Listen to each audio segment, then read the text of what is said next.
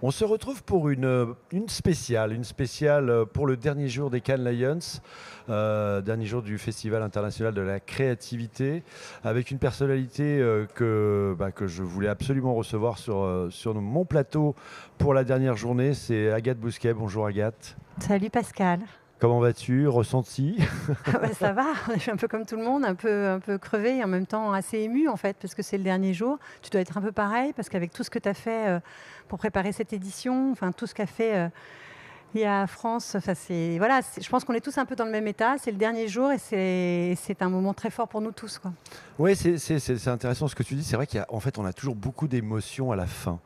Il y a une sorte de descente qu'on connaît tous en fait quand on finit ce festival. Alors on est vendredi, là on est en journée, on sait qu'il y a une fin de journée qui va être grandiose Mm. pour plein de raisons.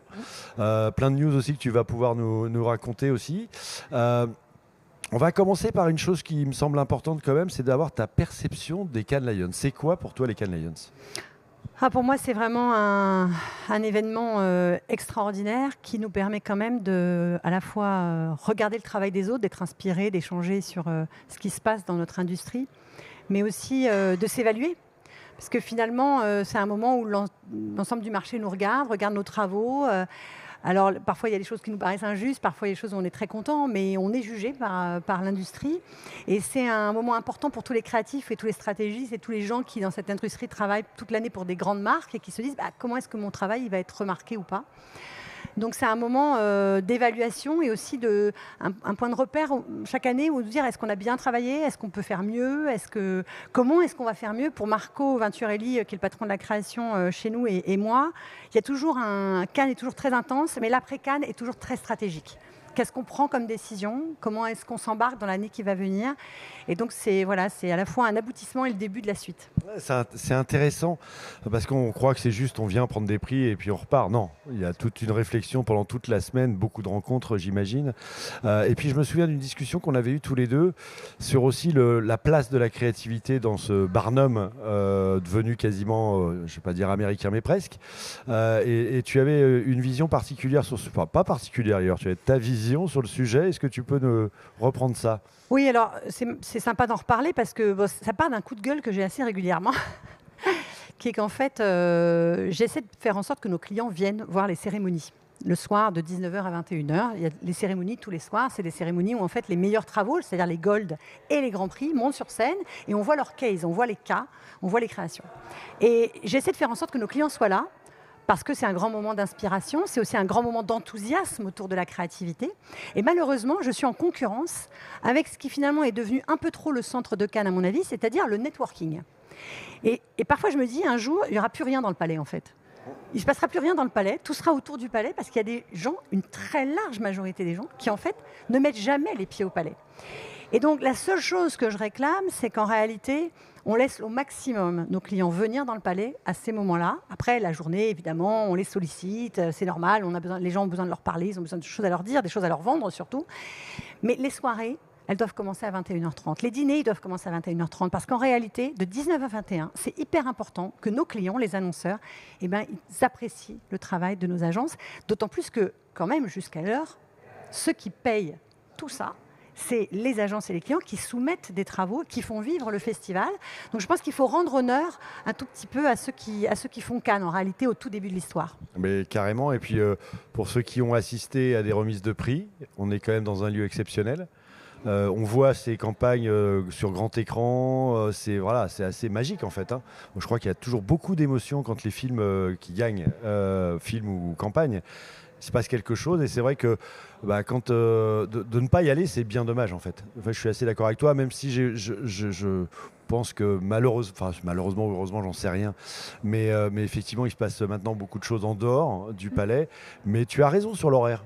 Oui, moi Ça serait pas une mauvaise idée. j'achète le fait qu'il se passe plein de choses autour. Je veux dire, on vient, comme ça fait venir plein de gens. C'est un rendez-vous, tant mieux. Enfin, c'est formidable pour la ville, c'est formidable pour l'industrie qu'il y ait des moments comme ça. Mais c'est vrai qu'il y a des moments à sanctuariser. D'autant plus que tu faisais allusion au film. On a vu, parce que c'était les mardi soir, les catégories craft, les catégories production. On va voir vendredi les catégories film. C'est des catégories où on s'en prend plein la figure sur la beauté du métier, sur la puissance des idées.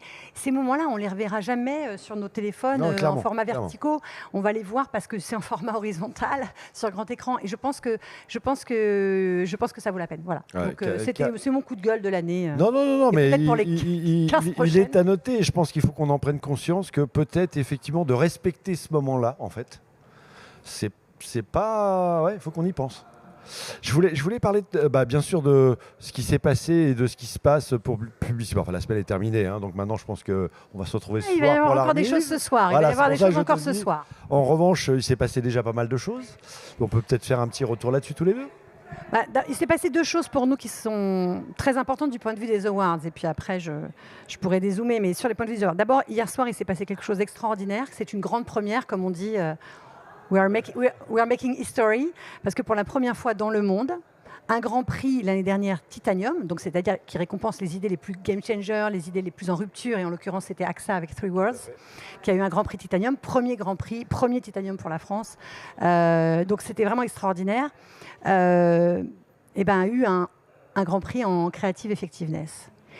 Et pour moi, ça symbolise très bien ce qu'on essaie tous de faire, à la fois de faire des idées qui n'ont jamais été faites et qui vraiment ont des effets dominos finalement sur l'industrie et sur un marché. Et vraiment, ce que fait AXA avec Three Words, c'est ça.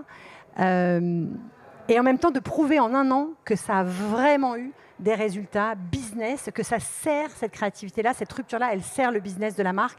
Ça, c'est vraiment extraordinaire. C'est Bertille Toledano qui était présidente du jury Creative Effectiveness, qui a fait évidemment un boulot très intelligent, comme elle fait toujours. Et quand elle me l'a annoncé, le fait que ça vienne d'elle, en plus, je pense que c'était encore plus fort pour moi. Et pour Marco Venturelli, pareil.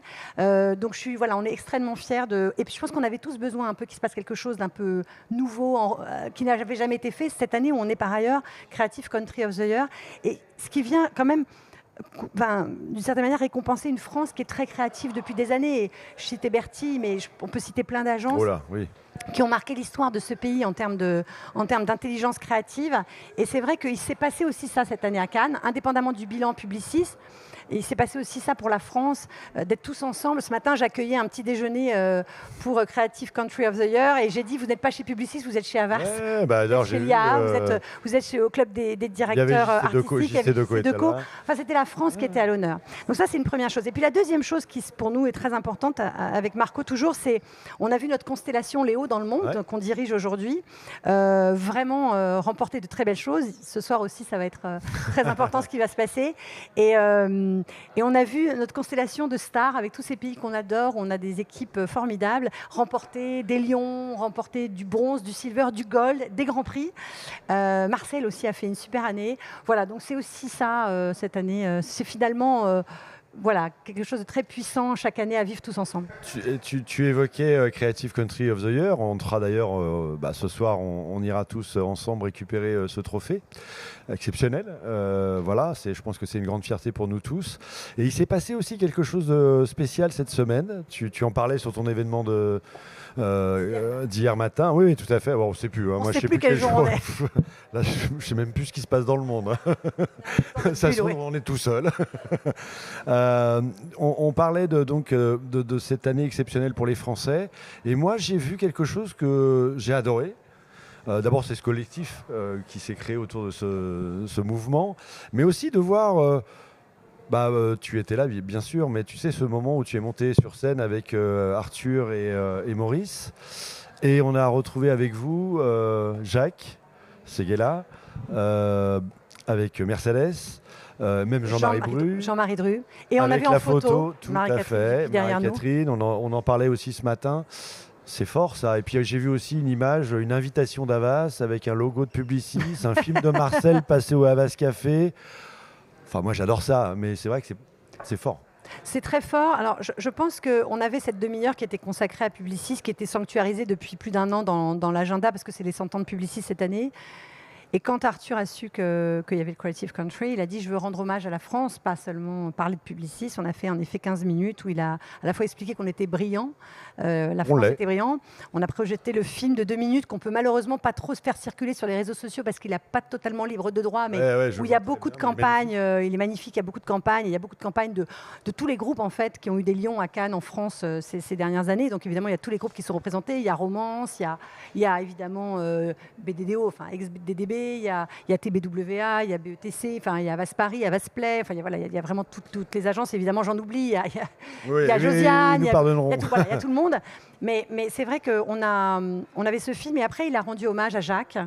Il a rendu hommage à Mercedes en disant que voilà, c'était un cerveau brillant, brillante stratège, brillante, voilà. Et c'était formidable pour moi d'être sur scène avec elle. Jean-Marie Dru, oui, en effet, qui était là pour l'occasion. Je pense que ça faisait quelques années qu'il n'avait pas mis les pieds à Cannes. Et ça m'a fait très très plaisir qu'il soit là et de passer un peu de temps avec lui. Et voilà, de voir cette photo-là. Alors moi, c'était pas prévu que je monte, mais Arthur m'a appelé 3 fois. C'est un peu mon chef. J'ai fini par monter, mais j'avais un peu la tête baissée parce que je me sentais totalement illégitime à être entourée de ces gens-là. Et je dois dire que c'était un moment très fort. Et je pense que tu l'as dit, il y avait un état d'esprit qu'on n'a pas toujours eu dans le passé, mais qui s'installe depuis plusieurs années et qui nous a permis d'être là où on est et comment on est ensemble. Voilà. Et je me souviens d'ailleurs sur ce plateau, juste pour finir sur cette session, cette photo de Marie-Catherine derrière vous était juste waouh. Et je reviens sur ce qu'on évoquait sur ce plateau il y a quelques années où tu me parlais de Marco qui disait les Français, faut y aller. Pardon de taper sur la table, la régie, mais... Oui, mais l'Italien, il arrive en France et il découvre il y a 10 ans qu'en fait, il n'y a pas une immense solidarité entre les agences, alors qu'il est habitué à ce que les Brésiliens jouent Brésil, les Américains jouent Américains, bon, etc., etc. Et il dit, mais pourquoi ? Pourquoi est-ce que, surtout quand le travail est bon, il ne s'agit pas de soutenir un travail qui n'est pas bon. Enfin, il y a du très bon travail. Il a faisait encore hier une conférence sur la capacité de la France à jouer collectif et comment ça grandissait. Une fois encore, au service du boulot.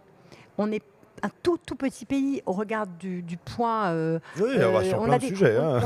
Oui, donc il faut jouer ensemble parce qu'on a par ailleurs 2 grands groupes, donc on pèse énormément de salariés dans le monde, on a énormément d'agences indépendantes. Des marques aussi. On a des marques très fortes. Donc en fait, il faut quand même qu'on les défende. Tu disais tout à l'heure, on est entouré d'Américains. Aujourd'hui, ce festival, c'est clair qu'on a l'impression qu'il y a 80% qui est possédé, qui est pas loin de ça, qui est possédé par les États-Unis. C'est pas illogique. Ils ont les grandes marques, ils ont les grands groupes, mais on ne vaut pas rien. Et c'est aussi ça qu'on a tous rappelé cette année. Et on a des industries créatives et culturelles qui pèsent dans un moment où la France quand même a besoin de soutenir sa propre écononie. Je note qu'on est aussi collectivement tous déçus de ne pas avoir un ministre qui vient nous voir. On a parlé avec Mercedes d'ailleurs. Je pense qu'il y a une difficulté à se rendre compte de ce que ça pèse. Aujourd'hui, c'est les mêmes métiers qui font le cinéma, la publicité, c'est les mêmes chefs opérateurs, c'est les mêmes comédiens. On est dans une industrie qui est très importante. Et donc, si on se déplace pour le Festival du cinéma, oui, il y a peut-être un peu moins de stars ici, mais en termes d'emploi, on pèse beaucoup plus lourd. Donc, je pense qu'on mérite le maximum d'attention. Clairement, cette industrie, elle pèse lourd. Cette industrie a une capacité aussi d'impacter, de faire changer les choses. Tu parlais d'AXA. Comme tu dis, c'est un game changer, cette campagne. Et en plus, elle est efficace. Et donc, résultat des courses, la publicité peut changer le monde. Enfin, oui, on le dit souvent, mais... On le dit souvent. Moi, je le sais depuis le premier jour parce que j'ai vu à quel point elle pouvait changer des comportements de prévention. Et ici, quand on est dans le théâtre, on se rend compte à quel point il y a des idées qui sont vraiment game changers, qui touchent les gens. C'est pas du marketing bête et méchant. On n'aime pas ça, nous, le marketing bête et méchant. Je connais personne dans aucune agence qui aime ça. Ce qu'on aime, c'est des grandes idées qui touchent les gens et qui font en effet avancer des marques ou qui font avancer des causes. Et il y en a beaucoup ici. Il y a Responsible qui est ici. Et toutes les agences contribuent aussi à de grandes idées qui font avancer le progrès dans des terrains très très différents. Donc je pense que c'est aussi ça qu'on vient célébrer. Tout à fait. Écoute, je pense qu'on pourrait y passer pas mal de temps tous les deux, mais on n'en a pas beaucoup. On va se retrouver ce soir pour célébrer déjà, je pense, quelques trophées que Publicis... je pense que tu le sais déjà, mais tu peux pas le dire. Ira chercher sur scène et puis tous ensemble sur scène pour célébrer la France. Je peux dire un truc ? Je t'en prie. Je peux te remercier très très fort pour 2 choses. 1, pour ne pas m'avoir parlé d'IA pendant cette interview. J'en peux plus. Je pense qu'on m'a interviewé que sur ça. C'est très important, mais voilà. Merci pour ça. Non, mais merci pour ça. Parce que souvent, quand on interviewe quelqu'un de publiciste, on commence par ça. Et la deuxième chose, c'est merci pour tout ce que tu as fait, pour tout ce que tu fais d'ailleurs depuis des années, mais pour tout ce que tu as fait spécifiquement pour cette édition, parce que c'est un boulot énorme et je pense que les gens ne se rendent pas compte à quel point défendre aujourd'hui cette industrie, c'est à la fois nécessaire pour les emplois, nécessaire pour notre valeur, parce que finalement, pour elles, nous travailler avec des agences à Amsterdam, à Londres, etc., il faut qu'on vienne ici en France. Et c'est important pour nos emplois, mais c'est important aussi pour tout un tas de métiers qu'on sous-estime et qui sont clés. Donc voilà, merci pour tout ce que tu fais, Pascal, vraiment. Sincèrement, du fond du cœur. Ça me touche beaucoup et merci à toi, Agathe. Merci. À ce soir. À ce soir.